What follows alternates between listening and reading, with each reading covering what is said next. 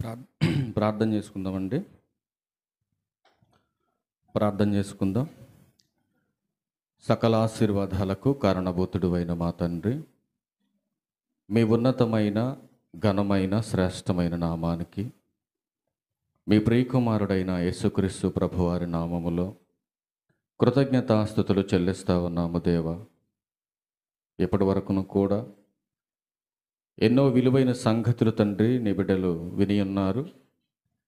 మరికొన్ని సంగతులు తండ్రి నీ పిల్లలకు వివరించడానికి సిద్ధపడుతుండగా సమయోచితమైన జ్ఞానాన్ని నాకు అనుగ్రహించండి. నీ పిల్లలు కేవలము వినేవారుగా ఉండి మోసపోక విత్తబడుతున్న మాటలో ఉన్న సత్యాన్ని గ్రహించటానికి ప్రతి ఒక్కరికి కూడా సమయోచితమైన జ్ఞానాన్ని అనుగ్రహించమని అడుగుచున్నాను. ఈ ఆరాధన ముగిసే వరకును కూడా తండ్రి ఎలాంటి అల్లరను ఆటంకమును లేకుండా మీరే మా అందరికీ తోడుగా ఉండి ఆదరించి నడిపించమని, త్వరలో మా కొరకు రానయ్యున్న మా ప్రభువును మీ ప్రియకుమారుడైన యేసుక్రీస్తు ప్రభువారి నామములో ఈ ప్రార్థన విన్నపములన్నీ కూడా అడిగి వేడుకొనుచున్నాము తండ్రి. ఆమేన్. క్రీస్తునందు చేరువచ్చినటువంటి ప్రియులైన దేవుని పిల్లలందరికీ ప్రభును రక్షకుడైన యేసుక్రీస్తు వారి పేరట నా ప్రత్యేకమైన వందనాలు తెలియజేస్తూ ఉన్నా. అలాగే ఇంత మంచి మనందరికీ దయచేసినటువంటి తండ్రి దేవునికి క్రీస్తు వారి పేరట నా కృతజ్ఞత స్తుతులు చెల్లిస్తూ ఉన్నా. ప్రియులారా, ఈ సందర్భంలో వాక్య పఠనంగా మనం చదువుకున్నటువంటి 100వ కీర్తన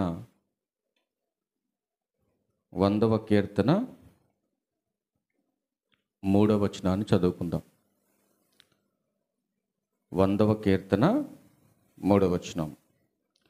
యెహోవాయే దేవుడని తెలుసుకొనుడి, ఆయనే మనలను పుట్టించను. చాలండి. యెహోవాయే దేవుడని తెలుసుకొనుడి, ఆయనే మనలను పుట్టించెను. ఒక క్వశ్చన్ అడుగుతాను, ఆన్సర్ చెప్పాలి. మన పుట్టుకకు కారణం ఎవరు? మన పుట్టుకకు కారణం ఎవరండి? చెప్పట్లేదండి. మన పుట్టుటకు కారణం ఎవరు? మనమందరం పుట్టడానికి కారణం ఎవరు? దేవుడేనా? పుట్టించినటువంటి దేవుడు పట్టించుకుంటాడా, పట్టించుకోడా? జాగ్రత్తగా వినాలి. పుట్టించినటువంటి దేవుడు పట్టించుకుంటాడా, పట్టించుకోడా? పట్టించుకుంటాడా? నమ్ముతున్నారు అందరూ? పుట్టించిన దేవుడు ఖచ్చితంగా పట్టించుకుంటాడు. ఇప్పుడు మీ దగ్గరకు వద్దాం. మీరు పిల్లలను కన్నారా? మీరు పిల్లలను కన్నారా? పట్టించుకుంటున్నారా, గాలికి వదిలేశారా? ఇప్పుడు అర్థమైంది అనుకుంటున్నా. నా బాధ ఏంటో అర్థమైందా? పుట్టించింది దేవుడు, పట్టించుకునేది కూడా దేవుడే. ఇది అర్థం అవ్వాలని ఆ మాట చెప్పాను మీకు. మీకు పిల్లలు పుట్టారు. పుట్టినటువంటి పిల్లల్ని మీరు పట్టించుకుంటున్నారా, గాలికి వదిలేశారని అడిగాను. ఇప్పుడు నేను, ఎవరైనా వదులుతారా అలాగా? అలా వదిలేసినటువంటి తల్లిని ఏమంటారు? పట్టించుకోకుండా వదిలేసినటువంటి తల్లిని ఏమంటుంది సమాజం? బాధ్యత లేనటువంటి తల్లి. లోకరీతిగా మాట్లాడాలంటే ఏం మాట్లాడతారు? వదిలేసిపోయిన తల్లిని అదొక గాలి అని మాట్లాడతారు. ఈ సమాజంలో ఉన్నటువంటి మనుషుల లాంటి వాడే దేవుడు అని మనిషిని పోల్చి మనిషి దేవుణ్ణి దిగదార్చి మాట్లాడుతున్నాడు ఇవాళ. ఇప్పుడు ఎండాకాలంలో ఎండలో ట్రావెల్ చేస్తూ ఉంటాం మనం. ఒక బాటిల్ తెచ్చుకున్నాం పొద్దున వచ్చేటప్పుడు. బాటిల్ అయిపోయింది, ఆడ బారేసాం, మళ్ళీ ఒక బాటిల్ తీసుకున్నాం. ఇప్పుడు బాటిల్ కొనే అవకాశం లేదు, షాపులన్నీ కట్టేసి ఉన్నాయి. గొంతారిపోయింది. మంచినీళ్ళు దొరికితేమని చూసే సమయంలో ఎవరో దారిని పోయే మీలాంటి ఒక పెద్ద మనిషి బండి మీద బాటిల్ పట్టుకొని పోతా ఉన్నాడు. చెయ్యెట్టి ఆపాను. పెద్ద అయినా మంచినీళ్ళు అవుతాయి, కాసిన ఇవ్వని. అడగంగానే కాసిన మంచినీళ్ళు పోసి నా గొంతు తడిపి నాకు సహాయం చేస్తే ఆ మనిషిని ఎవరితో పోలుస్తున్నాను నేను? నా సహాయం చేసినటువంటి మనిషిని ఎవరితో పోల్చాను నేను? దేవుళ్ళ వచ్చి నాకు సహాయం చేశాడు. అవునా? ఇట్లాంటి పదాలు ఎన్నిసార్లు వాడుంటాం మనం? ఎన్నిసార్లు వాడుంటాం చెప్పాలి? చాలా సందర్భాల్లో వాడుంటాం మనం. సాటి మనిషి సహాయం చేస్తేనే దేవుడులా వచ్చి నాకు సహాయం చేశాడు, దేవుళ్ళా వచ్చి నన్ను ఆదుకున్నాడు, దేవుళ్ళా వచ్చి నాకు సేద తీర్చాడు, దేవుడు లాంటోడు అని ఎవరిని పోలుస్తున్నాం మనం? మనిషిని పోలుస్తున్నాం. మనిషి దేవుడా? మనిషి దేవుడు కాదు, కానీ దేవుని లక్షణాలు కనబడినప్పుడు మనం మనిషిని దేవునితో పోల్చి మనం ఏమంటున్నామంటే, ఇదిగో దేవునిలా నాకు సహాయం చేసి మాట్లాడుతున్నాం మనం. కానీ ప్రియములో మనం జాగ్రత్తగా ఆలోచించగలిగితే కనెక్షన్ అన్న అయిపోయింది దీని పని. మనం జాగ్రత్తగా ఆలోచించగలిగితే ప్రియులారా, పుట్టించిన దేవుడు పట్టించుకోనటువంటి వాడు కాదు. ఒకవేళ కొన్ని మీకు జన్మటువంటి ఈ రక్త సంబంధమైనటువంటి బంధంలో ఏర్పడినటువంటి తల్లి కావచ్చు, తండ్రి కావచ్చు, వీళ్ళిరువురు కొన్ని సందర్భాలలో నిన్ను గూర్చి పట్టించుకోకపోవచ్చు. ఆల్రెడీ మొదటి వర్తమానంలో మనం విన్నాం ప్రియులారా, దీన్ని సంతోషం గూర్చి మనోజ్ మాట్లాడాడు. ఈరోజు దేవుని పిల్లలైనటువంటి వారందరూ కూడా దేవుని యొద్దకు అనగా మందిరానికి ఆయన మాట వినటానికి వచ్చేవారందరూ కూడా సంతోషముతో ఆయన దగ్గరకు రావాలని కోరుకుంటున్నాడు ఆయన. ఏ కుమారుడు కూడా తన తండ్రి మాట వినను అని బ్రతికితే ఎంత భయంకరమైనటువంటి పరిస్థితి వాటిల్తుందో ఈ సమాజంలో మనకు అర్థమవుతుంది. ప్రతి కుమారుడు కానీ కుమార్తె కానీ తనకు జన్మనిచ్చినటువంటి తల్లి తండ్రి మాట వినాలి అనేది ఆజ్ఞలలో మొట్టమొదటి ఆజ్ఞగా మనకు కనపడుతుంది.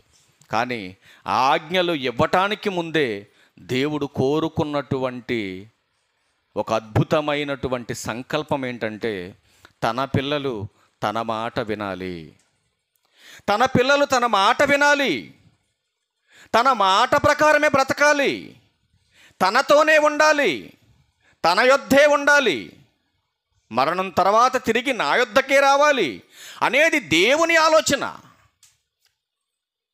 ఒక చిన్న సందర్భాన్ని మనం జాగ్రత్తగా ఆలోచించగలిగితే ప్రియులారా, నీ పట్ల నా పట్ల దేవునికి ఉన్నటువంటి అనాది సంకల్పము ఏమై ఉంది?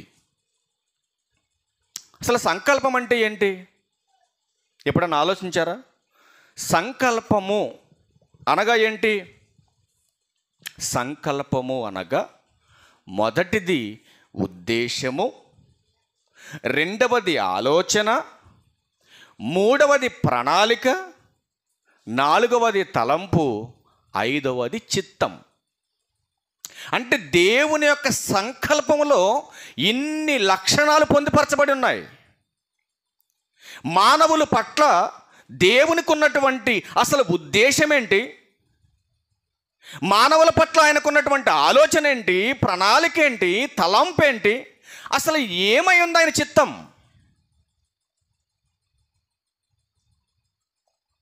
ఇదే మాట మీ పిల్లల గురించి మనం మాట్లాడామనుకోండి. కొడుకు పుట్టాడు కదా, పుట్టిన దగ్గర నుంచి నడవటం ప్రారంభిస్తున్న దగ్గర నుంచి కాళ్ళకేసే చెప్పుల దగ్గర నుంచి వాడు తొడిగేటటువంటి వస్త్రాల వరకు, ఆడు తినే ఫుడ్ వరకు, ఆడు చదివే చదువు వరకు, ఆడు పడుకునే బెడ్ వరకు, వాడు నడిపే వాహనం వరకు అన్ని విషయాలలో ఎంతో ప్రణాళిక తల్లిదండ్రులకి. నా కొడుకు అందరు తొడుగుతున్న చెప్పులు తొడగకూడదు, నా కొడుకు అందరు తొడుగుతున్న బట్టలతో కట్టకూడదు, అందరిలాంటి ఫోన్ కొనివ్వకూడదు, అందరిలాంటి వాడిగా నా కొడుకు ఉండకూడదు, ఒక ప్రత్యేకంగా నా కొడుకు కనపడాలి సమాజంలో. అలా కనపడాలి, అలా ఉండాలి అని అంటే అందరు చదువుతున్నటువంటి స్కూల్లో చదివితే ఎలాగ నా కొడుకు? అంటే అన్ని విషయాలలో నీ కొడుకు అలా హెచ్చింపుగా ఉండాలనే ఒక ప్రణాళిక తల్లికి తండ్రికి ఉంటుంది ఈ భూమి మీద. ఉండదా? ఉంటుంది. కాబట్టే అన్ని విషయాల్లో కొంచెం బెటర్ అయినటువంటిదే మనం సెలెక్ట్ చేసి కొడుకుకైనా కూతురుకైనా దాన్ని అభ్యసింపజేస్తూ ఉంటాం మనం.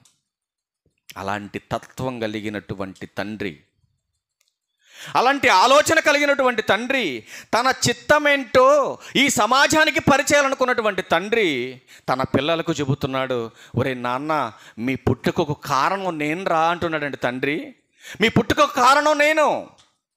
మీ పుట్టుకకు కారణమైనటువంటి మీ తండ్రినైనటువంటి నా మాట మీరు వినటానికి ఈ సమాజంలో ఎక్కడ దొరకదురా మీకు ఇలాంటి మాట. నా మాట మీరు వినాలంటే నా సన్నిధికి మీరు రావాలి. నా సన్నిధికి మీరు ఎలా రావాలి? బలవంతంగా వద్దు, ఇష్టం లేకుండా వద్దు, ఏదో ఆశించొద్దు. నా తండ్రి ఈరోజు నాతో ఏం మాట్లాడబోతున్నాడు, నా బ్రతుకును గూర్చి దేవుడు ఏం హెచ్చరించబోతున్నాడు ఈరోజు, నా బ్రతుకును పాడు చేసేది ఏదైనా నా దేహంలో ఉంటే, అనగా నా హృదయంలో ఉంటే నేను నాశనం అయిపోతానని తెలిసిన నా పరలోకపు తండ్రి ఈరోజు నాతో ఏం మాట్లాడబోతున్నాడు ఆయన సన్నిధిలో. ఈరోజు బర్రెల కాడికి వెళ్ళి చూడండి, అక్కడ ఎవడని చెప్తాడేమి మాటలు. పనికి వెళ్ళి చూడండి, అక్కడ ఎవడని చెప్తాడేమి మాటలు. ఊరెళ్ళి చూడండి, హాస్పిటల్కి వెళ్ళి చూడండి, ఎక్కడికి వెళ్ళినా ఎవడు చెప్పడం నీ బాగోగుల గురించి? దేవుడు మాత్రమే చెప్పగలడు. దేవుడు మాత్రమే కల్పించుకోగలడు. దేవుడు మాత్రమే నిన్ను సరిచేయగలడు. మరెవ్వడో నీ బాగోగులు చూడడు. అందుకే దేవుడు చాలా చక్కటి మాటలు చెబుతున్నాడండి. పుట్టించిన వాడు పట్టించుకోవట్లేదని చాలామంది బాధపడుతున్నారు. కానీ దేవుడు అంటున్నాడు కదా, ఇదిగో నాయన, నీకు జన్మనిచ్చిన తర్వాత, నువ్వు పుట్టిన తర్వాత నిన్ను విడిచిపెట్టి ఉండేవాడిని కాదురా అంటున్నాడండి తండ్రి. ఎంత ప్రేమ ఆయన చూడండి. హెబ్రీయులకు రాసిన పత్రిక 13వ అధ్యాయము చివరి మాటలో, హెబ్రీయులకు రాసిన పత్రిక 13వ అధ్యాయం చివరి మాటలు ఆయన మాట్లాడుతున్న మాట చూడండి.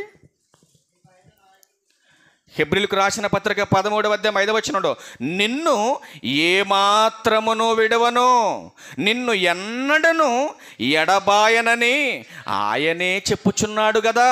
ఒకవేళ మీ తండ్రి నిన్ను విడిచి దూరంగా ఉండొచ్చు, నీ తల్లి నిన్ను విడిచి దూరంగా ఉండొచ్చు, కానీ బ్రతుకునిచ్చినటువంటి దేవుడు మాట్లాడుతున్న మాట తన పిల్లల గురించి, ఒరే నాన్న, అసలు నిన్ను ఏమాత్రమును విడవనరా నేను. అంటే విడిచిపెట్టనని దేవుడు మాట్లాడుతున్నాడు అని అంటే, విడిచిపెట్టనంత దగ్గరగా మనకు ఉన్నాడు దేవుడు. ఏమంటే విడిచిపెట్టనని మాట్లాడుతున్నాడు అని అంటే దేవుడు దగ్గరగా ఉన్నట్ట దూరంగా ఉన్నట్ట చెప్పాలి. మిమ్మల్ని విడిచిపెట్టనని దేవుడు మాట్లాడుతున్నాడంటే దేవుడు మనకు దగ్గరగా ఉండేవాడా, దూరంగా ఉండేవాడా? మరి దగ్గరగా ఉన్నాడని మనం చెబుతున్నాం. ఎంత దగ్గరలో ఉన్నాడు? పుట్రేళ్ళలో ఉన్నాడా? పోనీ కొరలమండలో ఉన్నాడా? పోనీ దగ్గరలో ఇటు ఏమన్నా గుణదల్లో ఉన్నాడా? లేకపోతే ఇటు దగ్గరలో ఇటు ఎక్కడ ఉన్నా మనకు తెలిసినటువంటి క్షేత్రాలు ఎక్కడన్నా ఉన్నాడా? క్రైస్తవుడికి పుణ్యక్షేత్రాలు ఉన్నాయా? సిగ్గుంది అసలు ఆ మాట చెప్పడానికి. క్రైస్తవుడికి పుణ్యక్షేత్రాలు ఉన్నాయి. క్రైస్తవుడికి 66 పుస్తకాల్లో పదం చూపించమని ఎవడైనా దమ్మనోడు ఎవడైనా ఉంటే,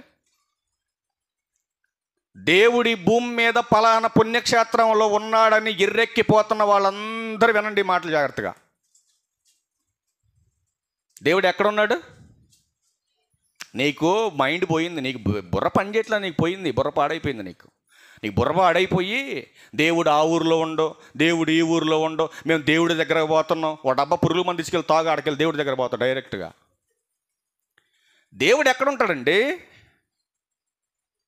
అసలు నిన్ను విడిచిపెట్టండి రో బాబు అని దేవుడు చెబుతుంటే ఆ ఊరికో దేవుడు ఎక్కడెందుకు ఉంటాడు? దేవుడు అక్కడ ఉన్నాడు. ఎక్కడ? గుణదల గట్టు మీద.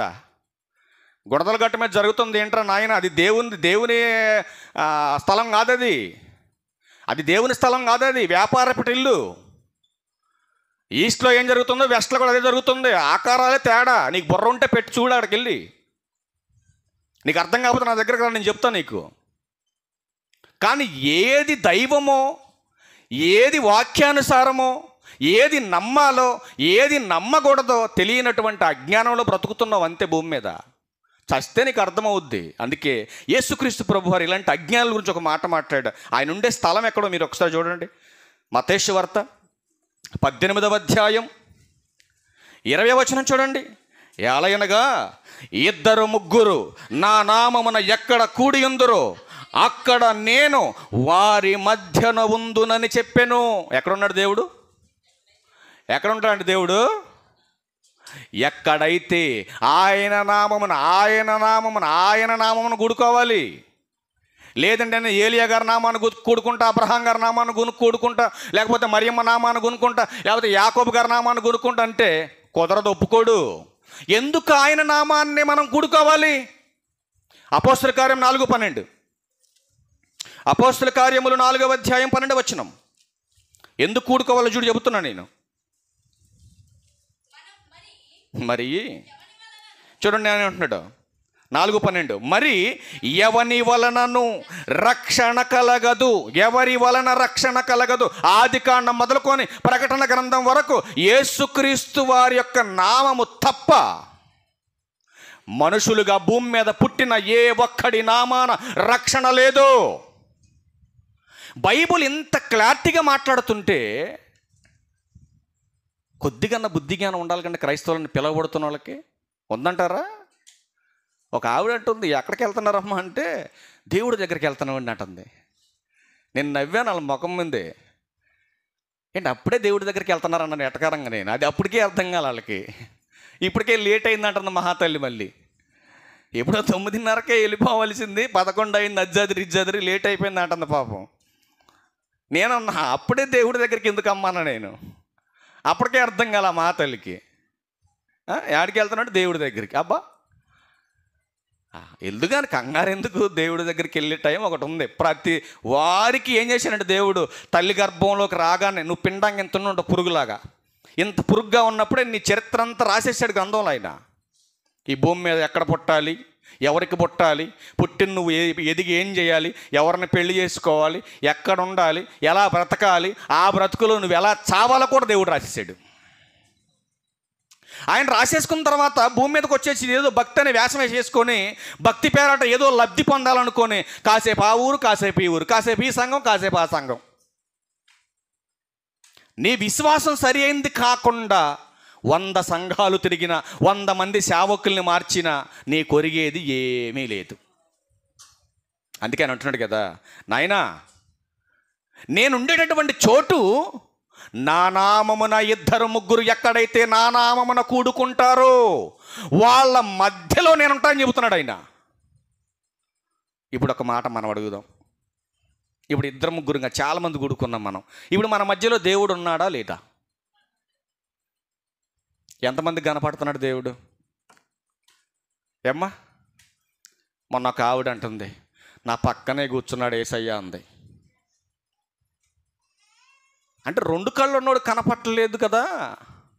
పోనీ నాకు 4 కళ్ళు ఉండే నాకన్నా కనపడతాడని ఎర్రిమోహం వేసుకొని నేను అట్ట చూసా. నేను ఎప్పుడు చూడలేదు యేసు ప్రభుని. కరుణామయుడు దయామయుడు చూడటం డైరెక్ట్గా ఎప్పుడు చూడలేదు కదండి మనం. కానీ నాకన్నా కనపడతాడేమో చూసా, నాకు కనపడలా. యేసయ్య నా పక్కనే కూర్చుండంది. కనపడ్డా యేసుక్రీస్తు ప్రభు వారు? కనపడ్డా? ఎవరిని నమ్మిద్దామని, ఎవరిని మోసం చేద్దామని. ఎంత అమాయకంగా ఉన్నారు మనుషులు చూడండి భూమి మీద. మళ్ళీ వీళ్ళంతా క్రైస్తవులు, వీళ్ళంతా భక్తిపరులు. అందుకే దేవుడు అంటున్నాడు కదా, నాకు దూరం అవుతున్నటువంటి పిల్లల గురించి ఆయన బాధపడుతూ ఒక మాట అంటున్నాడు. మీరు నాకు దూరం అవుతున్నారు కదా, మీరు నాకు దూరం అవుతున్నారు. మరి నాకు దూరం అవుతున్నప్పుడు నాకెంత బాధ కలుగుతుందో మరి మీకు కూడా తెలియాలిగా బాధ. అవునా కాదా? అవునా కాదా? ఇప్పుడు మా అమ్మ నాన్నని దూరం చేసింది అనుకోండి నా భార్య, నాకు కాకుండా. ఇప్పుడు నా బాధ ఏంటో తనకు తెలియాలంటే మరి నేనేం చేయాలి? చెప్పాలి. కరెక్ట్ కౌంటర్ చెప్పాలి మీరు. ఇప్పుడు మా అమ్మ నాన్నతో మాట్లాడొద్దు అంది నా భార్య, మా అమ్మ నాన్న దగ్గరికి వెళ్ళొద్దు అంటుంది, మా అమ్మ నాన్న పట్టించుకోవద్దు అంటుంది. ఇప్పుడు నా బాధ తనకు తెలియాలంటే ఇప్పుడు నేనేం చేయాలి చెప్పండి మీరు? చక్కటి భాషలో చెప్పరు దొంగలు మీరు. ఎందుకంటే అమ్మా మళ్ళీ చెబితే మేము దొరికిపోతామని చెప్పరు మీరు. ఇప్పుడు నేను చెప్పమంటారా? ఇప్పుడు నన్నెంత మా అమ్మ నాన్న దూరం చేసి బాధపరుస్తుందో అంతే బాధ తనకు కూడా తెలియాలంటే నేనేం చెప్పాలి? ఇప్పుడు నేను మా అమ్మ నాన్నతో మాట్లాడను, నువ్వు కూడా మీ అమ్మ మీ నాన్నతో మాట్లాడకు. నేను మా అమ్మ నాన్న దగ్గరికి వెళ్ళను, పట్టించుకోను, నువ్వు కూడా మీ అమ్మ మీ నాన్న దగ్గరికి వెళ్ళటానికి లేదు, చూడటానికి లేదు, మాట్లాడటానికి లేదు, అసలు కలుసుకోవటమే వీలే లేదని పెట్టాను నేను కండిషన్. ఇప్పుడు ఏమనుకుంటుంది భార్య? ఓరు నాయను, ఇదేంటి బలి రివర్స్ కొట్టింది. అయితే కొన్ని రోజుల తర్వాత అనుకుంటుంది కదా, అబ్బో ఇట్టయితే నేను బతకలేను, మా అమ్మతో రోజు నేను సాడీలు చెప్పకపోతే నా బతుకెళ్ళదు అనుకున్న భార్య ఏం చేస్తుందంటే, ఏమండి ప్లీజ్ అండి, తప్పు అయిపోయిందండి, మీ అమ్మలతో మీరు మాట్లాడుకోండి, మా అమ్మలతో నేను మాట్లాడుకుంటా. ఇదే ప్రాసెస్ అమలు చేశాడు ఇశ్రాయేలుకి దేవుడు. ఐగుప్తు బానిసత్వంలో వెట్టి చాకిరీలు చేస్తూ నానా కఠినమైన బాధల్లో ఉన్నప్పుడు దేవుడు గుర్తొచ్చింది వీళ్ళకి. గుర్తొచ్చి మోకరించి తిండి మానేసి మోకాళ్ళేసి కన్నీటితో పశ్చాత్తాపంతో అసలు గోడు నెడుతున్నారండి దేవుని వైపు చూసినటువంటి దేవుడు కనికెరపడ్డాడు, జాలి పడ్డాడు. ఒక మహానాయకుడిని పుట్టించాడు. ఆయన పెరిగి పెద్ద అయ్యేంత వరకును కూడా వీళ్ళ ఏడుపు, వీళ్ళ ప్రార్థన అలాగే ఉంచాడు ఒళ్ళో పెట్టి. ఈయన పెద్దోడు అవ్వగానే తీసుకొచ్చి వాళ్ళ మధ్యలో పెట్టేసి, మోషే వెళ్ళి చెప్పు, నా మాటగా అడిగి చెప్పేసి తీసుకురా, బయటికి వెళ్ళందరం బయటకు తీసుకొచ్చేసాడు. తీసుకొచ్చే ముందు చెప్పాడు దేవుడు, ఒరే నాన్న, అక్కడ ఎట్ట బతికారో నాకొద్దు, ఇప్పుడు నా అధీనంలోకి వచ్చేస్తున్నారు, ఇప్పుడు నా దగ్గరికి నా అధీనంలోకి వచ్చినటువంటి మీరు ఇదిగో నా ఆజ్ఞను అనుసరించి నడవాలి మీరు. ఇప్పుడు భార్యకి కూడా చెబుతారు ఏమని, అమ్మగారింటికాడ ఎట్ట బతికినవు అనేది పక్కన పెట్టు, ఇప్పుడు ఆయన దగ్గరకు వస్తున్నావు కాబట్టి, అత్తింటికి వస్తున్నావు కాబట్టి ఆ కట్టుబాట్లు, ఆ సిద్ధాంతాలు, ఆ యొక్క ఫ్రీడమ్ అంతా వదిలేయి. ఇప్పుడు ఈ ఇంటికి వచ్చిన తర్వాత ఈ యజమాని చెప్పింది తిను, ఈ అత్తమామని చెప్పింది తిను, ఈ ఇంట్లో వాళ్ళు చెప్పినట్టుగా విను, ఇక్కడ పెట్టింది తిను, ఇక్కడ ఉన్నదంతా తృప్తిపడు. ఈ కుటుంబ వ్యవస్థ గురించి నీకు అర్థమైతే దేవుడు చెబుతున్న మాటలు కూడా జాగ్రత్తగా విని.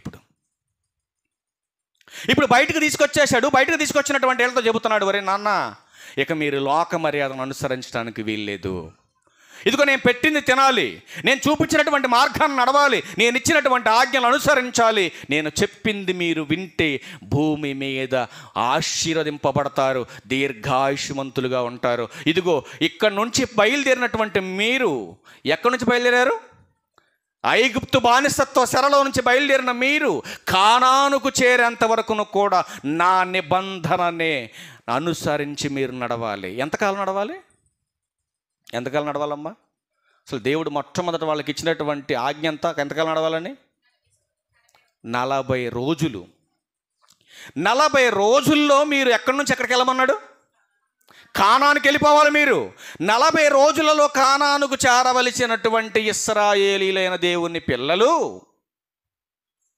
ప్రారంభ దినాలలో ఎంత బాగా దేవునికి దగ్గర అయిపోయి దేవుని సంతోషపెట్టారో, రోజులు గడుస్తున్న కొద్దిగా, ఉదాహరణకు మనం మాట్లాడాల్సి వస్తే 40 దినాల్లో ఒక 10 రోజులు మాత్రమే దేవుడు చెప్పినట్టుగా దేవుని ఆజ్ఞను అనుసరించి దేవునికి ఇష్టపూర్వకమైన చేశారండి వీళ్ళు 10 రోజులు. 11వ రోజు 12వ రోజు ప్రారంభమైన దగ్గర నుంచి ఇక సనగటం, గొనగటం, ఏడవటం, దేవుని తిట్టటం, మోషే అనే నాయకుడిని మీద తిరుగుబాటు చేయటం, అసలు ఎంత బేభత్సానికి ఒడి తీశారంటే వీళ్ళు, అంత ఘోరాతి ఘోరంగా తయారైపోయారు ఇశ్రాయేలీలు. 15వ దినం దాకా చూశాడు, 15వ దినం దాకా చెప్పించాడు, 15వ దినం దాకా చూశాడు, అయినా మార్పు లేదు మనుషుల్లో. నిజంగా అండి, వాళ్ళ కళ్ళ ముందు చేసిన అద్భుతాలు మనకు చేస్తే, మన ముందు చేసి చూపిస్తే నిజంగా చచ్చిపోయేదాకా మనం మర్చిపోం అనుకుంటున్నాం. మనం కూడా అలాంటి వాళ్ళమే, ముదిరిపోయినాం మనం. వాళ్ళ కళ్ళ ముందు చేసి మన కళ్ళ ముందు చేసినా వాళ్ళలాగా వాళ్ళన్న కొన్ని రోజులు అక్కడ దాకా ట్రావెల్ చేశారు. మనమైతే పొద్దున పూట చూస్తాం, సాయంత్రానికి టాపెల్ మొత్తం క్లోజ్ చేసేస్తాం మనం. అప్పుడు దేవుడు అన్నాడు కదా, ఒరే నాన్న, ఎందుకు నా నుంచి దూరం అయిపోతున్నారు మీరు గొప్పోళ్ళుగా ఉండాలనేది నా ఆశరా, నా మాట వినండి మీరు అని అంటే వాళ్ళు అంటున్నారు కదా, దేవా నీ మాట వద్దు. ఒకసారి చూద్దాం ఆ మాట. నీ మాట వద్దు మాకు, మరి ఏం కావాలి మీకు చూపిస్తా, కొన్ని మాటలు చూద్దాం, క్లోజ్ చేద్దాం త్వరగా చూసుకొని. ఇర్మీయా గ్రంథం 2వ అధ్యాయం, ఇర్మీయా గ్రంథం 2వ అధ్యాయం 17వ వచనం చూడండి ప్రియులారా. 17వ వచనం, నీ దేవుడైన యెహోవా నిన్ను మార్గములో నడిపించుచుండగా నీవు ఆయనను విసర్జించుట వలన. ఎందుకు వస్తున్నాయి శ్రమలు, బాధలు? మీరు చూడాలి జాగ్రత్తగా చూడండి. నీవు ఆయనను విసర్జించుట వలన నీకు నీవే ఈ బాధ కలుగజేసుకొంటివి కదా. చూసారా దేవుడు ఏమంటున్నాడు? ఒకప్పుడు బాధలో ఉన్నప్పుడు ప్రార్థన చేశారు, అప్పుడు బాధ్యత కలిగి మా తండ్రి మాకు కావాలి, మా తండ్రి ఇంటికి మేము వెళ్ళాలని కోరుకున్నారు. తండ్రి ఇంటికి వచ్చేసారు, సమృద్ధిగా అన్నీ పెట్టాడు. ఇప్పుడు అన్నీ పెడితే ఇప్పుడు ఏమైపోయాడంటే తండ్రి చదివిపోయాడు. ఇప్పుడు తండ్రి మాట వినే పొజిషన్లో లేరు పెట్టలేక. అందుకే ఏషియా ప్రవక్త ద్వారా ఒకసారి చెప్పించాడు, ఒరే నాన్న, మీ తండ్రులంతా ఇలా చేశారా నా గురించి, నా ప్రేమ వాళ్ళకి అర్థం కాలేదు, నేను చూపించినటువంటి జాలి వాళ్ళకి అర్థం కాలేదు, ఇదిగో నేను పెంచి పెద్దవారిని చేస్తే నా మీద తిరుగుబాటు చేశారు, నా మాట వినేవారు ఒక్కడ కూడా లేడు అని దేవుడు ఆవేదన పడుతూ మనుషులతో మాట్లాడవలసిన మాటలు ప్రకృతితో మాట్లాడుతున్నాడుగా ఏషియా గ్రంథంలో మనకు కనపడుతుందండి. నిజంగా దేవుడు ఎంత ప్రేమ కలిగినోడు అంటేనండి, అసలు ఊహించలేనంత ప్రేమ కలిగినోడు అండి. ఆయన అంటున్న మాట మరొక మాట చూడండి. అసలు అపోస్తుల కార్యములు 17వ అధ్యాయం 27వ వచనంలో చివరి మాట చూద్దాం. చివరి మాట, ఆయన మనలో, చూడండి, ఆయన మనలో ఎవ్వనికిని దూరంగా ఉండువాడు కాదు. ఒకటి, నిన్ను విడిచిపెట్టడు, రెండవది నీకు దూరంగా ఉండేవాడు కాదు. కానీ దేవుడు దూరంగా ఉండను, దగ్గరగా ఉంటానని దేవుడు మనుషులు చెబుతుంటే, మనుషులు మాత్రం, దేవా అస్సలు నువ్వు వద్దయ్యా, వద్దు మాకు నువ్వు. దేవుడు అంటండి దగ్గరగా ఉండటమే కాదంటండి, తన పిల్లల గూర్చి ఆయన ఎంత తపన పడుతున్నాడో, ఎంత ఆలోచన కలిగి ఉన్నాడో. ఒక తల్లి చూడండి, బిడ్డలకి స్నానం చేయించి స్కూల్కి వెళ్ళి ఇంటికి రాగానే వాడు మురికి వస్త్రాలని తీసేసి శుభ్రంగా స్నానం చేయించి, హోంవర్క్ ఉంటే చేయించి, ఫుడ్ పెట్టాడికి, నిద్ర వస్తే తీసుకెళ్ళి పడుకోబెట్టి, తల్లి చిన్న బిడ్డ అనుకోండి, పడుకోబెట్టిన తర్వాత బెడ్ మీద వంటగదిలో పని చేసుకుంటా ఎన్నిసార్లు పోతుందండి వంటగదిలోకి, బెడ్రూమ్లోకి. తల్లి నా బిడ్డ ఎలా పడుకున్నాడో, ఎలా ఉన్నాడో, ఏం చేస్తున్నాడో చూడదా తల్లి? చూడదా? ఇప్పుడు మౌనిక వాళ్ళ పిల్లవాడు అంత బొడ్డోడు అనుకోండి, ఆయన పడుకోబెట్టి మౌనిక బయట వంట పని చేసుకుంటుంది అనుకోండి, నా కొడుకు లేచాడేమో, ఒకవేళ లెగితే కింద పడతాడేమో అని ఎన్నిసార్లు వెళ్ళి చూసుకుంటుంది, వెళ్ళి తినబెట్టని. దేవుడు అంటండి, మనకి 70-80 ఏళ్ళు వచ్చినా కూడా మనం అలసిపోయి పద్దాకలు పని చేసుకుని అలసిపోయి రాత్రి పడుకున్నప్పుడు దేవుడు అంటండి, ఒక బిడ్డని ఒక తండ్రి ఎలా చూస్తాడో అలా చూస్తాడంటండి. వచ్చి మనం ఇంకా చూద్దాం ఒకసారి ఆ మాట కూడా. కీర్తనల గ్రంథం 17వ కీర్తన, కీర్తనల గ్రంథం 17వ కీర్తన 3వ వచనం చూద్దాం ప్రియులారా. చూడండి, రాత్రివేళ నీవు నన్ను దర్శించి నా హృదయమును పరిశీలించితివి, నన్ను పరిశోధించితివి, నీకు నా పట్ల ఏ దురాలోచన కానరాలేదు. చూశారండి, దేవుడు అంట నువ్వు పడుకున్నాక నిన్ను పరిశీలించడానికి వస్తాడంట ఆయన. ఏంటి రాత్రిపూట వచ్చి పరిశీలించడం ఏంటి దేవుడు? నువ్వు మెలుకున్నప్పుడు చూడొచ్చు కదా దేవుడు. పగలంతా నా బిడ్డ ఏం మాట్లాడాడో, ఏ తప్పులు ఆలోచించాడో, ఏం చేశాడో, ఎలా పడుకున్నాడో అని రాత్రిపూట దేవుడు వచ్చి నిన్ను, నీ హృదయాన్ని చూస్తాడంటండి. భక్తుడైన దావీదు గారు మాట్లాడుతున్నాడు, దేవా రాత్రి వేళ నీవు నన్ను దర్శించి నా హృదయమును పరిశీలించితివి కదా. అంటే దేవుడు ఒకరోజు నీ హృదయాన్ని పరిశీలన చేస్తాడు. ఆ పరిశీలన చేసిన రోజు నీ హృదయం మలినంగా ఉంటే, దేవునికి దగ్గరగా లేకపోతే మన పరిస్థితి ఎలా ఉండబోతుందో మీరు ఆలోచించండి ప్రియులారా. అందుకే అంటున్నాడు కదా, ఇదిగో నాయన, నా మందిరానికి వస్తున్న మీరు నా మాట గైకొనాలి. నా మాట గైకొంటే, చూద్దాం యోహాను సువార్త, యేసుక్రీస్తు ప్రభు గారు మాట్లాడుతున్నాడండి. యోహాను సువార్త 14వ అధ్యాయం, యోహాను సువార్త 14వ అధ్యాయం 23వ వచనం చూడండి. 14వ అధ్యాయం 23వ వచనం, యేసు, ఒకడు నన్ను ప్రేమించిన ఎడల వాడు నా మాట గైకొనును, అప్పుడు నా తండ్రి వానిని ప్రేమించును, మేము వాని యొద్దకు వచ్చి వాని యొద్ద నివాసము చేతుము. ఎందుకంటే దేవుడు పడుకున్నప్పుడు నీ దగ్గరకు వచ్చి చూసేది. ఇప్పుడు చెప్పండి,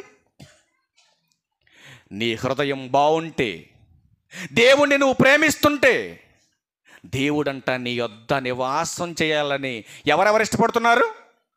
తండ్రి, కుమారుడు.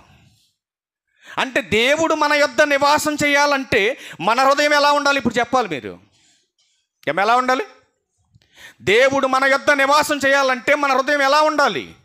దేవుడు చూసే సమయానికి, ఎందుకు వచ్చినా మనం దేవుడు చూసే సమయానికి మన హృదయం బాగుండాలి అని అంటే మన హృదయం పరిశుభ్రంగా ఉండాలి, పరిశుద్ధంగా మన హృదయం ఉండాలి. దేవుడు మన దగ్గరకు వచ్చేసి మనం నిద్రపోతున్న సమయంలో మన దగ్గరకు వచ్చి మన తలుపు కొడుతున్నాడు. ఎప్పుడైనా మీకు వినపడిందా? ఇప్పుడు బయటికి వెళ్ళి నీ భర్త రాత్రి 10ంటికి రావాల్సిన 1 గంటకు వచ్చి డోర్ కొట్టిండు అనుకోండి, తలుపు తీస్తావా? తలుపు తీస్తావా తీవా? ఇప్పుడు పలాంటి టయానికి అని చెప్పాడు, రాలేదు, ఏదో ఒక టయానికి వచ్చాడు. ఏ టయానికి వచ్చి డోర్ కొట్టినా కానీ నీ యజమాని వచ్చినప్పుడు నువ్వు తలుపు తీస్తావా తీవా చెప్పాలి. తీస్తావా? నిజంగా తీస్తావా? ఇప్పుడు యేసుక్రీస్తు వారు వచ్చాడు మీ ఇంటికి వచ్చి నీ డోర్ కొడుతున్నాడు. ఇప్పుడు నీ డోర్ కొడుతున్నాడు. అసలు యేసుక్రీస్తు వారు అనేవాడే నాకు ఇప్పుడు కనపడలేదు, మళ్ళీ నాకు డోర్ అంటున్నాడు. మరి ఈ డోర్ ఎప్పుడు కొట్టాడు ఆయన? ఒకసారి చూద్దాం. ప్రకటన గ్రంథం 3వ అధ్యాయం, ప్రకటన గ్రంథం 3వ అధ్యాయం 20వ వచనం. ప్రకటన గ్రంథం 3వ అధ్యాయం 20వ వచనం చదువునానా? ఇదిగో చూడండి, ఇదిగో నేను తలుపు నొద్ద నిలుచుండి తట్టుచున్నాను. ఒక్క నిమిషం అక్కడ అర్థం. తలుపు నొద్ద నిలబడి తట్టుచున్నాను. ఇప్పుడు దేవుడు అంటున్నాడు కదా, ఇదిగో నిన్ను విడువను ఎడబాయను. నీకు సమీపంగా ఉన్న రాత్రి నువ్వు పడుకున్నప్పుడు నీ ఇంటికి కూడా వచ్చాను నేను. నీ ఇంటికి వచ్చి నీ తలుపు దగ్గర నుంచున్నా, నీ తలుపు దగ్గర నుంచోని నీ తలుపు తడుతా ఉన్నా నేను అంటున్నాడు దేవుడు. ఎంత బాగుందో చూడండి ఈ పదం అంతా కూడా. ఒకటి, నిన్ను ఇడిచేవాడు కాదు. రెండవది, నీకు దూరం అయ్యేవాడు కాదు. మూడవది, నీ ఇంటికి వచ్చి అంటున్నాడు దేవుడు. నీ ఇంటికి వచ్చి నీ తలుపు దగ్గర నిలబడి నేను తట్టుచున్నాను రా. కానీ తీసేటటువంటి ఆలోచన ఏమైనా నీకుందా అని అడుగుతున్నాడు దేవుడు. ఉందా? చూడండి ఆయన ఏమంటాడు, ఎవడైనను నా స్వరము విని, మళ్ళా చదువున్నాను అన్నమాట, ఎవడైనను నా స్వరము విని. ఏమండి ఎంతమందికి వినపడింది యేసుక్రీస్తు వారు డోర్ కొట్టడం? జాగ్రత్తగా వినాలి మీరు. ఏ తలుపు కొట్టాడు? హృదయం అనే తలుపు కొడుతున్నాడు. హృదయం అనే ద్వారం దగ్గర నిలబడ్డాడు. హృదయం అనే ద్వారం దగ్గర ఎలా నిలబడ్డాడు? వాక్యం అయ్యున్న యేసుక్రీస్తు ప్రభువారు నీ హృదయములోనికి రావటానికి నీ హృదయం అనే డోర్ కొడుతున్నాడు. ఇప్పుడు ఆయన్ని లోపలకు ఆహ్వానించాలంటే నీ హృదయం ఎలా ఉండాలి? ఇప్పుడు ఒక్కసారి ఆలోచించు. ఎలా ఉండాలి నీ హృదయం? పరిశుభ్రంగా ఉండాలి, పరిశుద్ధంగా ఉండాలి. ఇప్పుడు పరిశుద్ధంగా ఉండాలంటే ఇప్పుడు ఎక్కడికి వెళ్ళి శుద్ధి చేసుకోవాలి మీరు చెప్పండి? ఎక్కడికి వెళ్ళి శుద్ధి చేసుకోవాలి? ఇప్పుడు ఒక సందర్భాన్ని ఇర్మియా ప్రవక్త ద్వారా ఇశ్రాయేలు చెబుతున్నాడు. సేమ్ పొజిషన్ అక్కడ కూడా. వద్దాం ఒకసారి, మళ్ళీ ఎక్కడికి వద్దాం. ఇర్మియా గ్రంథం తీయండి ఒకసారి. ఇర్మియా గ్రంథం. హృదయం శుద్ధి చేసుకోవడానికి ఏం చేయాలో చూపిస్తాను ఈ పాయింట్ మీకు. ఇర్మియా గ్రంథం 2వ అధ్యాయం వచనం 22 వచనం. ప్రియులారా, నీవు క్షారముతో కడుగుకొనినను విస్తారమైన సబ్బు రాచుకొనినను నీ దోషం, దేహంగా తల్లి, నీ దోషం మరకవలే నాకు కనబడుచున్నది. చూసారా?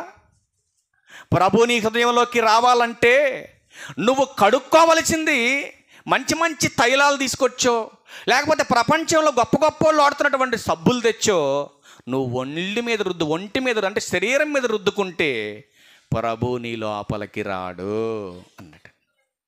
మరి ప్రభు లోపలికి రావాలంటే ప్రభువుని లోపలికి ఆహ్వానించకుండా నిండి ఉన్నది ఏమై ఉందలోన?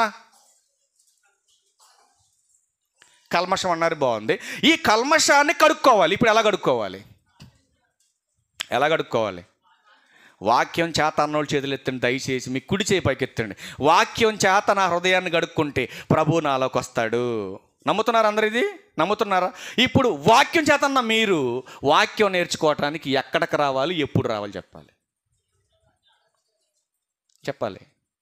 ఎప్పుడు రావాలి, ఎక్కడికి రావాలి? ఏమ్మా చెప్పాలి. ఎక్కడికి రావాలి, ఎప్పుడు రావాలి? చెప్పరేంటమ్మా? హృదయం కడుక్కోవాలి కదా. ఇప్పుడు ఒళ్ళు కడుక్కున్నాం. ఏడ కడుక్కున్నాం? ఒళ్ళు గాజుల చెర్లు కడుక్కొచ్చుకున్నాం ఏంటి? వెళ్ళి మనం ఎవరింటికాడ వాళ్ళు కడుక్కొని వచ్చారు ఇడికి. ఇప్పుడు హృదయాన్ని కడుక్కోవాలి. ఎక్కడికి వెళ్ళి కడుక్కోవాలి మనం? దేవుని మందిరానికి వచ్చి దేవుని మాట చేత కడుక్కోవాలి. ఇప్పుడు ఒక క్వశ్చన్ అడుగుతాను నేను, ఒళ్ళు వారానికి ఒకసారి కడుక్కుంటున్నారా, రోజుకి ఒకసారి కడుక్కుంటున్నారా? జాగ్రత్తగా వినాలి మీరు. లేదు లేదు దేవా, నేను నెలకు ఒక్కసారి కడుక్కుంటున్నా అన్నోడు చేతులు ఎత్తినవారు అంటే నెలకు ఒక్కసారి. ఉన్నారా ఎవరైనా? ఉన్నారమ్మ ఎవరైనా? ఏ పని చేయనోడైనా సాయంత్రానికి ఒళ్ళు కంపు కొడుతుంది, అవునా కాదా? ఏ పని చేయకుండా ఖాళీకి కూర్చున్న సాయంత్రానికి ఏం చేయాలి? స్నానం చేయాలి, అవునా? ఏమండి, ఏ పని చేయని మన ఒళ్ళు కంపు కొడుతుందని స్నానం చేస్తున్నావే శుభ్రంగా ఉండాలని. అపవాది ఏ క్షణమైనా నిన్ను మలినపరిచి నిన్ను పడగొట్టి నిన్ను నాశనం చేయాలని అటు జరుగుతున్నాడే.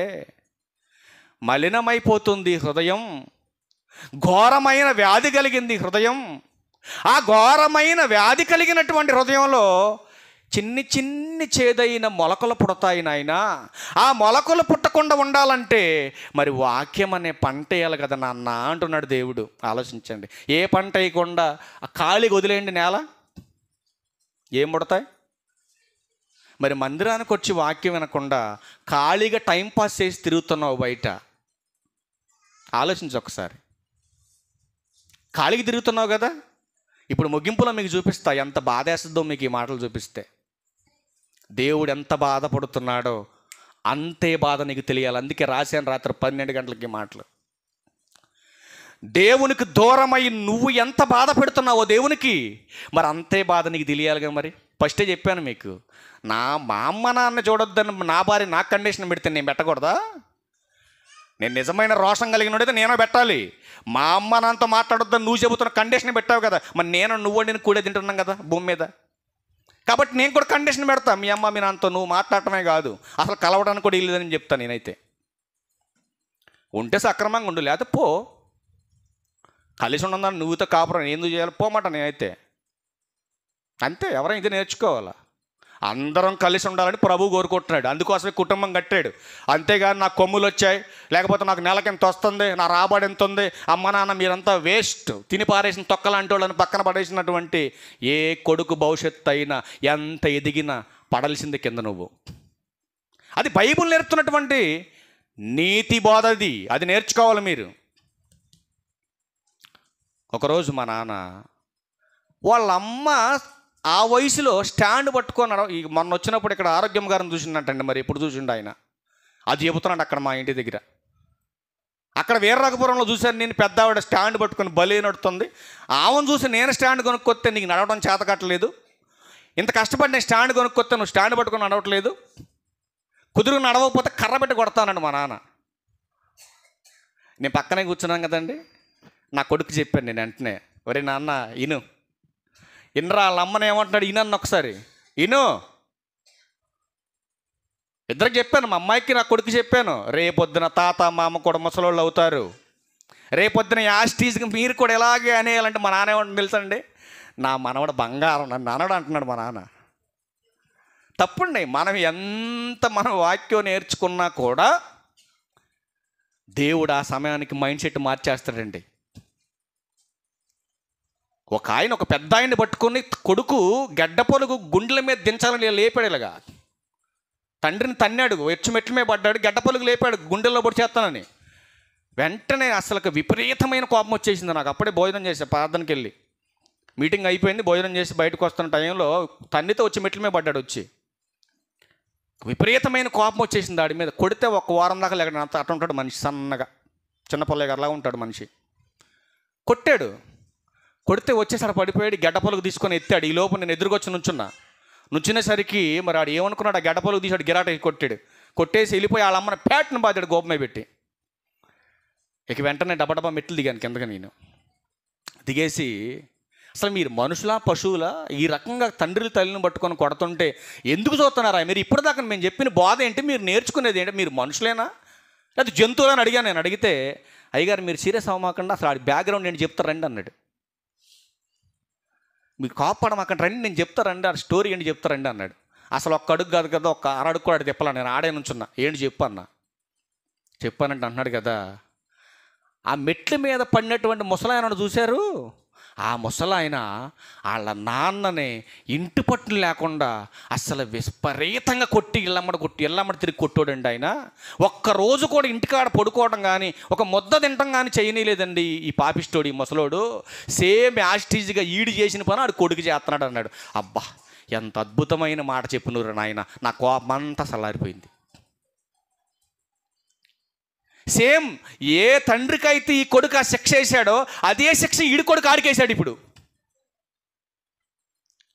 మళ్ళీ ఈడు బాప్తీసనం పొందాడు. ప్రతి ఆదివారం మందిరానికి వెళ్తాడు, మైకాడే పెడతాడు, సాపలాడే వేస్తాడు, అన్నీ చేసేది ఈడే మళ్ళీ ఆడ తండ్రిని నప్పడం గడపలకు బీకి ఎత్తాడు. ఇలాగా ఏంట్రా ఎందుకు జరిగింది శాపం అని అంటే, ఆడు తండ్రికి చేశాడు, ఆడికి శిక్ష వేస్తున్నాడు. ఇప్పుడు వచ్చే వారం అదే చెప్తాం మీకు. పాపపుణ్యాల ఫలితం అనంతకాలమా ఈ కాలమా? దేవుడు 50% ఎక్కడ వేస్తాడన్న శిక్ష చూపిస్తా బైబిల్లో మీకు వచ్చేవారం. నువ్వు చేసే పాపాలకు శిక్ష ఎక్కడ 50% పడుతుంది, నువ్వు చేసే పుణ్యాలకు ఫలితం కూడా ఎక్కడ జరుగుద్ది? ముగింపు శిక్ష మొత్తం వచ్చాకేగా. అలా శిక్షలు పడిన వాళ్ళ కొందరి జీవితాలు మీకు చూపిస్తా వచ్చేవారం. అద్భుతమైన అసలు ఆ మాటలు అవన్నీ కూడా. అందుకే దేవుడు అంటున్నాడు కదా, నువ్వు ఎంత శుద్ధిగా నీ దేహాన్ని కడుక్కున్నా నేను నీ లోపలికి రావాలంటే నువ్వు కడుక్కోవలసింది హృదయం. ఆ హృదయాన్ని కడుక్కొని నువ్వు సిద్ధంగా ఉంటే నేను వచ్చి తట్టినప్పుడు నువ్వు తీస్తే ఎవరెవరు వస్తా ఉంటాడు యేసుక్రీస్తు ప్రభువారు? నేనును. ఇప్పుడు వెళ్ళండి యోహాను సువార్త 14వ అధ్యాయం దగ్గరికి వెళ్ళండి. వెళ్ళినానా యోహాను సువార్త దగ్గరికి వెళ్ళి ఇప్పుడు ఏమంటున్నాడు? ఎవరెవరు వస్తారంటే లోపల చూడు. యోహాను సువార్త చదువు కంటిన్యూ చేయి. యోహాను సువార్త 14 చదువు నాన్న. ఎవడైనను నా స్వరము విని తలుపు తీసిన ఎడల మేము అతని యొద్దకు వచ్చి అతనితో నేనును నాతో కూడా అతనును. చూసారండి, ఎవరెవరు వస్తారు లోపలికి నువ్వు తలుపు తీస్తంటే? యోహాను సువార్త 14వ అధ్యాయము 23, 24 అంటాడు కదా. చూడండి, పైన ఆయన మాట్లాడుతున్నాడు. పైకి వచ్చేసరికి పై వచ్చిన వాళ్ళు ఏమంటాడంటే 21లో, నా ఆజ్ఞలు అంగీకరించి వాటిని గైకొను వాడే నన్ను ప్రేమించువాడు నా తండ్రి వలన ప్రేమించబడును. నేనును వానిని ప్రేమించి వానికి నన్ను కనపరుచుకొందునని మాట్లాడుతున్నాడు. అంటే దేవుని మాట గైకొనేవాడు దేవుణ్ణే ప్రేమించాలి. అందుకే అంటాడు, నిజంగా మీరు దేవుణ్ణి ప్రేమిస్తున్నారంటే ఎస్ మేము ప్రేమిస్తున్నాం. ఎలా ప్రేమిస్తున్నారు? మీ అమ్మ కంటే ఎక్కువగా ప్రేమించాలి, మీ నాన్న కంటే ఎక్కువగా ప్రేమించాలి, మీ యొక్క భర్త కంటే ఎక్కువ ప్రేమించాలి, నీ భార్య కంటే ఎక్కువ ప్రేమించాలి. ఈ ప్రపంచ దేశాల్లో ఉన్న వాటన్నిటికంటే ఎక్కువ ఎవరు ప్రేమించాలి? దేవుణ్ణి ప్రేమించాలి. అదే అంటాడు, నీ పూర్ణ హృదయముతోను, నీ పూర్ణ ఆత్మతోను, నీ పూర్ణ మనస్సుతోను. ఎవరిని ప్రేమించాలి చెప్పండి? ఇప్పుడు దేవుణ్ణి ప్రేమించాలి. దేవుని తర్వాతే కదండి మనందరం, అవునా కాదా? దేవుని తర్వాతే మనందరం. మరి దేవుణ్ణి ప్రేమించవలసినటువంటి దేవుని పిల్లలు మరి దేవుని మాట వినకుండా దేవునికి దూరం అయిపోతున్నారు కదా. మరి దేవునికి దూరం అయిపోతున్నప్పుడు దేవుని ఆవేదన ఎలా ఉందో మీరు చూడగలిగితే ప్రియులారా, ఒకసారి హోషేయ గ్రంథం 7వ అధ్యాయం దగ్గరికి వెళ్దాం. ఇంకొక మాట చూసి క్లోజ్ చేద్దాం. హోషేయ గ్రంథం 7వ అధ్యాయం వచనం 7. దేవునికి దూరం అయిపోతున్న వారి గురించి మాట్లాడుతున్నాడు. హోషేయ గ్రంథం 7వ అధ్యాయం 7వ వచనం, పొయ్యి కాలునట్లు వారందరూ బహుమంటపడి తమ న్యాయాధిపతులను మింగివేయుదురు. వారి రాజులందరూ కూలిరి, వారిలో నన్ను స్మరించువాడు ఒక్కడనూ లేడు. ఎందుకు కూలిపోతున్నారు? ఎందుకు కాలిపోతున్నారు? అసలు దేవుణ్ణి గూర్చి మనవ చేసేటటువంటి వారు కానీ, దేవుని గురించి చెప్పేవారు కానీ, దేవుని బోధ వినేవారు కానీ, దేవుని గురించి ప్రార్థన చేసేవారు కానీ అసలు జనాల్లో లేకుండా పోతున్నారని బాధపడుతున్నాడు ఆయన. ఎందుకు దేవునికి ప్రార్థన చేయట్లేదు వీళ్ళంతా? ఏమ్మా, ఎందుకు ప్రార్థన చేయట్లేదు? తెలుసా మీకు ఎందుకు ప్రార్థన చేయట్లేదో? ఎంతమంది పొద్దున్నే లేగగానే సెల్ ఫోన్ కంటే ముందు మోకాళ్ళు వేసి ప్రార్థన చేసే చేతులు ఎత్తండి. సెల్ ఫోన్ ముట్టుకోకుండా ప్రార్థన చేసిన వాళ్ళు. పొద్దున్నే లెగటమే, అసలు బెడ్ మీద నుంచి కాలు కింద పెట్టడమే ప్రార్థన చేసిన వాళ్ళు. అంటే మిగతా వాళ్ళందరూ ప్రార్థన చేయట్లా. ఇప్పుడు మిగతా వాళ్ళందరి కోసం ఒక మాట చూద్దామా? మీకు కోపం వచ్చినా చూద్దాం ఒకసారి. ద్వితీయోపదేశకాండం వెళ్దాం ఒకసారి. ఎందుకు ప్రార్థన చేయట్లేదు? దయచేసి మిమ్మల్ని అవమానపరచాలని కాదు, మీరు కూడా అలా చేస్తే మంచిదని మీకు చూపిస్తున్నా. దేవుని ఆవేదన చూడండి ఎలా ఉందో. ద్వితీయోపదేశకాండం 32వ అధ్యాయం 15వ వచనం చూడండి. ఎందుకు ప్రార్థన చేయట్లేదు వీళ్ళంతా, చేయని వాళ్ళంతా? ప్రార్థన చేయని వాళ్ళంతా జాగ్రత్తగా వినండి, చదువునాన్న. యెషురును క్రొవ్వినవాడై కాలు జాడించెను, నీవు క్రొవ్వి బలసి మందుడవైతివి. వాడు తన్ను పుట్టించిన దేవుని విడిచెను, తన రక్షణ శైలమును తృణీకరించెను. ఏం చేశాడంటండి? ఏం జరిగింది? ఎందుకు ప్రార్థన చేయట్లేదు? ఇప్పుడు ప్రార్థన చేయని వాళ్ళందరూ అక్కడ యెషురుని పక్కన పెట్టేసి మీ పేరు పెట్టుకొని మొత్తం చదువుకుంటారు కిందకి. ఆలోచించండి ప్రియులారా, దేవునికి ప్రార్థన చేయకపోతే ప్రతిఫలం నీకు ఎలా వస్తుంది? నువ్వు ఆలోచించు. ప్రతిఫలం రాదు. అందుకే అంటున్నాడు, ఎందుకు ఈ మనుషులంతా కాలిపోతున్నారు, ఎందుకు ఈ మనుషులంతా నాశనం అయిపోతున్నారు, ఎందుకు ఈ మనుషులంతా బాధకు గురవుతున్నారంటే దేవుడు అంటున్నాడు కదా, అసలు నా గురించి స్మరించే వాళ్ళే లేరు ఈ భూమి మీద అంటున్నాడు దేవుడు. ఎందుకు స్మరించలేకపోతున్నారు మనుషులు అని అంటే, మనుషులకి డబ్బు పిచ్చి పట్టింది, జ్ఞానం అనే పిచ్చి పట్టింది, అధికారం అనే పిచ్చి పట్టింది. వీటన్నిటినీ ఎర్రగా వేసి అపవాది వాడు ఆనందపడుతున్నాడు, వాడు గంతులేస్తున్నాడు, వాడు సంతోషపడుతున్నాడు. దేవునికి మాత్రం ఆవేదన మిగులుతున్నారు అందరూ కూడా. అందుకే ఆయన అంటున్నాడు, ఇప్పుడు నాకు దూరం అవుతున్నటువంటి మరి మీరు కూడా బాధపడాలి కదా. 2 మాటలు చూడండి, చాలా బాగుంటాయి ఈ మాటలు. ఒకసారి 2 మాటలు చూద్దాం. యోబు గ్రంథం 21వ అధ్యాయం. యోబు గ్రంథం 21వ అధ్యాయం 14వ వచనం చూద్దాం. వారు నీ మార్గములను గూర్చిన జ్ఞానం మాకక్కరలేదు. ఇప్పుడు చెప్పాం కదండి, మీకు ఎంత కోబట్టి మీరు ప్రార్థన చేయట్లేదని చెప్పాంగా. చెప్పేసరికి వెంటనే కోపం వచ్చిందనమాట. ఒరి బాబు, నీ బోధొద్దు, నీవు చెప్పే మాటలు మాకొద్దు అని చెప్పి వాళ్ళు ఏమంటున్నారు చూడండి. వారు నీ మార్గమును గూర్చిన జ్ఞానం మాకు అక్కర్లేదు, నీవు మమ్మను విడిచి పొమ్మని దేవునితోనే చెప్పుదురు. మేము ఆయనను సేవించుటకు సర్వశక్తుడగు వాడెవడు? ఆయన స్మరించడానికి ఆయన ఎవరండి? మాకు లేరు అలాంటి వాళ్ళు, దౌర్భాగ్యులు లేరు అలాంటి వాళ్ళు. కష్టాలు బాధలు ఏమీ రానప్పుడు చక్కగా ఉంటారండి. కొంతమంది కష్టాలు వచ్చినప్పుడు అసలు నిజంగా దేవుడు అనేవాడు ఉండంటవా? ఉన్నాడు కాబట్టి కష్టాలు వచ్చినా బతుకున్న భూమి మీద, అది గుర్తుపెట్టుకో. మరి కొంతమంది అయితే కష్టాలు వచ్చినప్పుడు దేవుణ్ణి జ్ఞాపకం చేసుకుంటారు, మరి కొంతమంది కష్టాలు వచ్చినప్పుడు దేవుణ్ణి తిట్టుకుంటూ ఉంటారు. అందుకే దేవుడు అంటున్నాడు కదా, ఇదిగో నాయన, యోబు గారు ఇక్కడ మాట్లాడుతున్న భాషను మనం జాగ్రత్తగా వినగలిగితే, నీ మార్గమును గూర్చి మాకు అక్కర్లేదు, నీవు మమ్మల్ని విడిచిపోమ్మని దేవునితో చెప్పుదురు. ఎప్పుడు చెప్తారు? యోబు గారికి వచ్చిన బాధలు కనుక మనకు వచ్చినాయి అనుకోండి, ఎందుకయ్యా ఇంకా మాకు బోధ, ప్రార్థనలు, ఈ భక్తి మాకెందుకు ఇవన్నీ? అసలు నిజంగా దేవుడు అనేవాడు ఉంటే ఇంతమంది బిడ్డలు మా కళ్ళ ముందు చచ్చిపోయారు. అసలు ఎందుకు ఇవ్వాలి? ఎందుకు ఇంతకాలం ఇలా పెంచడానికి మాకు ఇంత శక్తిని ఇవ్వాలి? ఎదిగినటువంటి బిడ్డల్ని చంపటం ఎందుకు? ఇంత సంపదను ఎందుకు ఇవ్వాలి? మా కళ్ళ ముందు కనపడకుండా మాయం చేయటం ఎందుకు? పోని బిడ్డలు పోతే పోయారు, ఆస్తి పోతే పోయింది, చివరికి ఈ దేహానికి ఉన్నటువంటి బలం కూడా పోయి ఏం ఏర్పడింది? యోబు గారికి ఏం ఏర్పడిందమ్మా? బలహీనత ఏర్పడింది. ఎందుకు దేవా మాకు ఇంకా నీ జ్ఞానం ఎందుకు, నీ మార్గం ఎందుకు మాకు? లేరు అలాంటి వాళ్ళు? ఉన్నారా లేదా? యోబు గారి భార్య మనకు కనపడుతుంది, ఎక్కడ దాకెందుకు మనకు? ఈ జరిగినవన్నీ చూసినటువంటి యోబు గారి భార్య యోబు గారి దగ్గరకు వచ్చి అంటుంది, ఎందుకయ్యా ఇంకా నీ జ్ఞానం, నీ భక్తి? దేవుని తిట్టి చచ్చిపోయాక నువ్వు దేవుడా దేవుడా దేవుడా దేవుడా అన్నావు బతికినంత కాలం. ఏమైంది? సంపద అంతా వెళ్ళిపోయింది, కడుపును పుట్టినటువంటి బిడ్డలు మొత్తం చచ్చిపోయారు. నా శరీరం నా శరీరం నా శరీరం అనుకున్నావు, శరీరం కూడా క్షీణించిపోయి చివరికి ఎక్కడ కూర్చున్నావు? వెళ్ళి ఆ బూడిదలో కూర్చున్నావు కదా. ఏం మిగిల్చాడు దేవుడు ఇంకా నీకు? ఏం మిగిల్చాడు దేవుడు ఇంకా నీకు? ఇక నీ భక్తిని, నీ విశ్వాసాన్ని, నీ జ్ఞానాన్ని విడిచిపెట్టి దేవుడిని తిట్టేసి నువ్వు చచ్చిపో.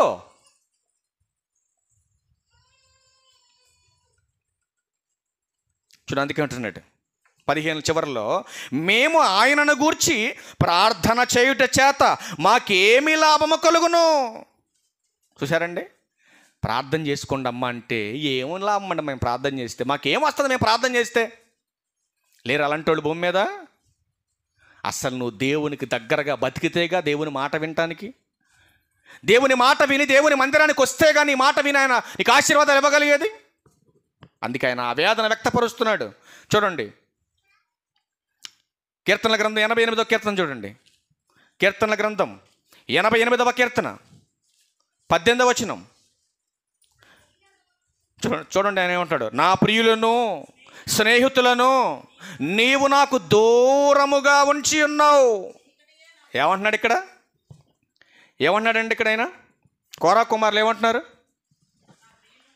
ప్రియులంటే స్నేహితులు. నా స్నేహితులను అంటే నాకు ఇష్టమైనటువంటి వాళ్ళు నీవు నాకు దూరం చేసేసావు కదా. మరి దేవుని దూరం అయినప్పుడు దేవుడు నీకు దగ్గర చేస్తాడు వాళ్ళందరినీ. ఇప్పుడు నువ్వు దేవుని దూరం అయితే దేవుడు నువ్వు అనుకున్న వాళ్ళు దూరం చేస్తాడు. ఆయన దూరం చేసి ఏం చేస్తున్నాడు చూడండి. చీకటయ్యే నాకు బంధువర్గమాయను. ఇప్పుడు నువ్వు ఒంటరి చేశాడు నిన్ను ఆయన, ఒంటరి అయిపోయావు నువ్వు. ఇప్పుడు చీకటి నీకేమైపోయింది? చీకట నీకు బంధువు. ఇప్పుడు 18వ వచనం దగ్గరికి, 8వ వచనం దగ్గరికి, నా నెలవరులను నాకు దూరముగా నీవు ఉంచి ఉన్నావు. నెలవరులు అంటే బంధువులు, నీ చుట్టూ ఉన్నటువంటి వారు. ఎవరి కోసం అయితే దేవునికి దూరం అయిపోతున్నావో వాళ్ళందరూ ఒక్కొక్కరు నీకు దూరం అయిపోతారు. వాళ్ళు చేసింది ఎవరు? దేవుడు. దేవుడే, సాక్షాత్తు దేవుడే అందరినీ దూరం చేస్తున్నాడు. నీకు దూరం చేసి ఏం చేస్తున్నాడు చూడండి. కీర్తనల గ్రంథం 38వ అధ్యాయం 11వ వచనం. కీర్తనల గ్రంథం 38వ అధ్యాయం 11వ వచనం. 38:11. నా స్నేహితులను నా చెలికాండ్రను నా తెగులు చూచి ఎడమగా నిలిచి ఉన్నారు, నా బంధువులు దూరముగా నిలిచి ఉన్నారు. ప్రార్థనకు రండమ్మ అంటే యాడికి వెళ్తున్నావు? చుట్టాలింటికి వెళ్తావా? ప్రార్థన మానే చుట్టాలింటికి పోతావా? పని మానేసి వెళ్ళవే. మరి ఇవాళ పని మానే చుట్టాలింటికి వెళ్తున్నా అన్నోళ్ళు ఉన్నారు ఎవరైనా? ఆదివారం ఎందుకు సెలవా? చుట్టాల తిరగటానికా? ప్రభుత్వం కూడా కొన్ని షరతులు విధించేలాగా కొన్ని ఫేక్ న్యూస్లు వస్తున్నాయి బయటికి. నిజంగా వాస్తవంగా అది గనక విడితే గనక నిజమైన భక్తులంతా బయటకు వస్తారు ఇప్పుడు. కానీ జరగదులేండి అది. ఎందుకంటే దేవుడు ఒప్పుకోడు కదా. దేవుడు ఒప్పుకోడు. మనిషి ఆపాటోడండి. ఇవాళ నువ్వు రాసిన శాసనం అమలు చేయాలంటే దేవుని సంకల్పమై ఉండాలి. ఏదో నేను అధికారంలో ఉన్నాం కదా, నోటుకొచ్చింది మాట్లాడేస్తా, నోటుకొచ్చేసింది చేసేస్తానంటే నెబుకద్నెజరు అంతలోనే గడ్డి తినిపించాడు దేవుడు. నువ్వెంత భూమి మీద ఆలోచించండి. అందుకే అంటున్నాడు, నీ స్నేహితులు నీకు దూరం అయిపోతారు, నీ చెలికాళ్ళు దూరం అయిపోతారు, నీ బంధువులు నీకు దూరంగా ఉంటారు. ఎప్పుడు జరుగుతుంది ఇదంతా? నువ్వు దేవునికి దూరం అయినప్పుడు, నువ్వు దేవుణ్ణి దూరం చేసుకున్నప్పుడు ఇవన్నీ జరుగుతాయి నీకు. ఇదంతా ఎందుకు జరిగిందో ఒక్క మాట చూద్దాం. ఇర్మియా గ్రంథం 4వ అధ్యాయం 18వ వచనం చూడండి. ఎందుకు జరిగింది ఇదంతా? నీ ప్రవర్తనయు నీ క్రియలను వీటిని నీ మీదకు రప్పించెను, నీ చెడుతనమే దీనికి కారణం. చూసారండి ఎందుకు జరిగింది ఇదంతా కూడా? నీ చెడుతనం, నువ్వు దేవునికి దూరం అవ్వటం. అందుకే ప్రియులరా, పుట్టించిన వాడు పట్టించుకునేవాడే కానీ పక్కన పెట్టేవాడు ఎంత మాత్రం కాదు. అందుకే పుట్టించిన వారిని పట్టించుకునేటటువంటి మనం ప్రార్థనా మందిరానికి రావాలి. ఆయన మందిరానికి ఎలా రావాలంటే సంతోషంగా రావాలి. సంతోషంగా వచ్చినటువంటి మనం ఆయన మాట వినాలి. ఆయన మాట వింటున్నటువంటి మనం మన పాపాలని శుద్ధి చేసుకోవాలి. మన పాపాలని శుద్ధి చేసుకున్నప్పుడు దేవుడు సమీపంగా ఉంటాడు, దగ్గరగా ఉంటాడు, నీ లోపలికి వస్తాడు, నీతోనే సహవాసం చేస్తాడు. అది అందుకే ప్రియులారా, దేవునికి మనం దూరం అయితే మనకెవరు దూరం అవుతున్నారు? దేవునికి మనం దూరం అయితే మనకెవరు దూరం అవుతున్నారు? ఎంతమంది లేరు అలాంటి వాళ్ళు? అందులో మొట్టమొదటి నేను. అందరు దూరం అయిపోయారు చాలామంది. కానీ ఆశ్చర్యకరమైన విషయం ఏంటంటే, నేను ఎప్పుడు దేవునికి దూరం అవ్వలేదు. కానీ ఎందుకు దేవుడు మరి దూరం చేశాడు నాకు ఎప్పటికీ అర్థం కావట్లేదు. ఏది ఏమైనా దేవుడు గొప్పడు, ఆయన గొప్పతనాన్ని గుర్తించాలి. మన విలువ తెలియనోడు మనకు దూరంగా ఉండటమే మంచిది, అవునా కదా? మన విలువ తెలియనోళ్ళు మనకి ఎంత దూరంగా ఉంటే మనకంత ఘనత దేవునిలో. మన విలువ తెలియనటువంటి వ్యక్తులు ఎంత దగ్గరకు ఉంటే అంత ప్రమాదం మనకి. అది గుర్తుపెట్టుకోండి మీరు. మనకెవరైతే విలువిస్తారో, విలువిచ్చినటువంటి వ్యక్తులతో మనం సహవాసం చేయటం తప్పేం కాదు. అలా అని చెప్పేసి ఇంత మంచి మాట చెప్పాడు, ఇప్పుడు ఒక తాగుబోతుతో సహవాసం చేస్తా, ఒక తిరుగుబోతుతో సహవాసం చేస్తా అంటే సహవాసం చేయి కాదనట్ల, వాడి పాపాలతో నువ్వు పాలి భాగస్తులు కాకు. అందుకే బైబిల్ ఏముంది, దుష్టుల ఆలోచన చొప్పున నడవద్దు. వాడు నడిచే మార్గంలో నడుస్తుంటే వెళ్ళిపో, అంతే, తప్పేలేదు. కానీ వాడు చేస్తున్న క్రియ మాత్రం నువ్వు చేయకు. దేవునికి దూరం కాకు. దేవునికి దూరం అయితే దేవుడు కూడా, నువ్వు దేని మీద ఆధారపడి దేవుని దూరం అవుతున్నావో దాన్ని దూరం చేస్తాడు. గుర్తుపెట్టుకోండి. ఇప్పటికి కూడా చాలా సందర్భాల్లో చాలాసార్లు ట్రై చేశాను కొన్ని విషయాల్లో, కొన్ని పనులు. ఎంత ట్రై చేసినా దేవుని సంకల్పం లేకపోతే ఎంత ముందుకెళ్తున్నా కూడా దేవుడు ముందుకి తీసుకెళ్ళాడు. ఆయన సంకల్పం అయి ఉండాలి. సంకల్పం అయితేనే ఆ పని సక్రమంగా జరుగుతుంది. దేవునికి దగ్గర అవ్వండి. మీరు అనుకున్నట్టుగా జరగకపోతే మోకరించి ప్రార్థన చేసి ఆయనతో గొడవాడండి దేవునితో. దేవా, ఇంత భక్తిగా, ఇంత యథార్థంగా నీ పట్ల నేను మోకరించి ప్రార్థన చేస్తుంటే నాకు ప్రతిఫలం ఎందుకు ఇవ్వవు నువ్వు? అడిగి చూడు. నీ భర్తను అడిగినట్టుగా కాకుండా మీ తండ్రిని అడిగినట్టుగా అడిగి చూడు. ఎంత అద్భుతంగా ఉంటుందో నీ జీవితం. నిజంగా మోకరించి ప్రార్థన చేస్తారేమో దేవుడు తన పిల్లల వైపు తన చేతులు చాపి చూస్తాడంటండి. తన పిల్లలు అంత భయంకరమైన తప్పులు చేస్తున్నా కూడా తండ్రి అంటండి ఎంత ప్రేమ ఆయనకి, తన పిల్లలు మళ్ళీ తిరిగి తన దగ్గరికి రావాలని ఇలా చేతులు చాపు చూస్తున్నాడంట మన వైపు ఆయన. కానీ మనం మాత్రం నీ బోధొద్దు, నీ మార్గం వద్దు, అసలు నువ్వే వద్దు అనుకుని మనం తిరుగుతున్నాం. కానీ మనం చనిపోతే తిరిగి చేరవలసింది ఆయన దగ్గరికినని గమనించి ఆయనకి దగ్గర అవ్వాలని ప్రభు పేరట మీకు మనవి చేస్తూ ఈ నా మాటలు ముగిస్తా ఉన్నా. అందరికీ వందనాలు. Okay, thank you.